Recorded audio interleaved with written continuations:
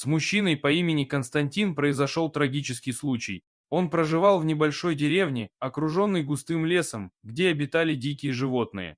Константин жил один, и у него был кот по кличке Маркиз. Этот пушистый комочек был для него не просто домашним питомцем, а истинным другом, который приносил ему много радости и тепла.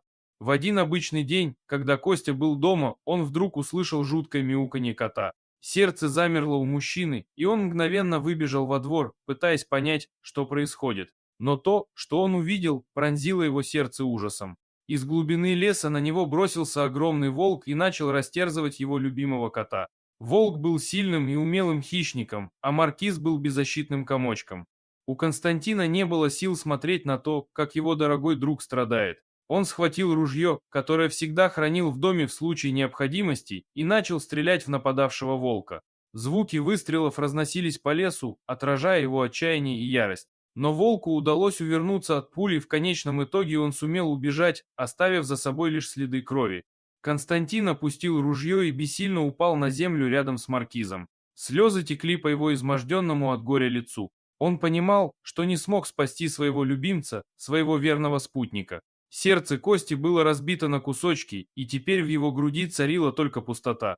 С вечера лес затянулся мрачными тучами, как будто отражая настроение горевавшего мужчины.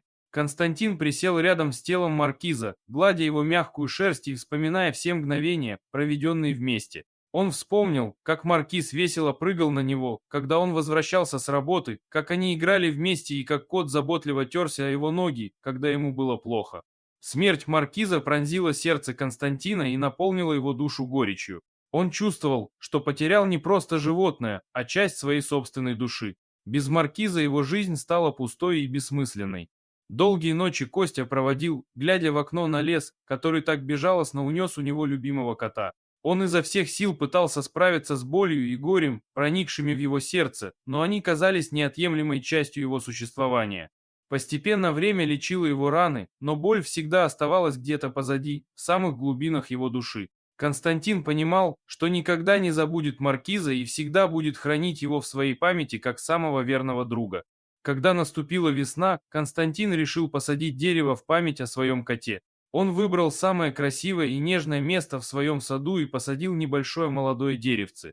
Он ухаживал за ним с любовью и заботой, так же, как заботился о Маркизе. С каждым годом деревце становилось все крепче и красивее, его ветви раскидывались над садом, как объятия любящего друга. Константин увидел в этом символ новой жизни, символ надежды и продолжения. Он понял, что своими руками он создал памятник своей любви и верности, который будет жить вечно. Маркиз остался в сердце Константина навсегда.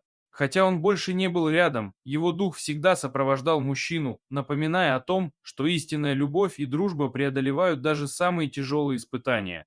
Вот такая удивительная история. А что вы думаете по поводу данной истории? Делитесь своим мнением в комментариях.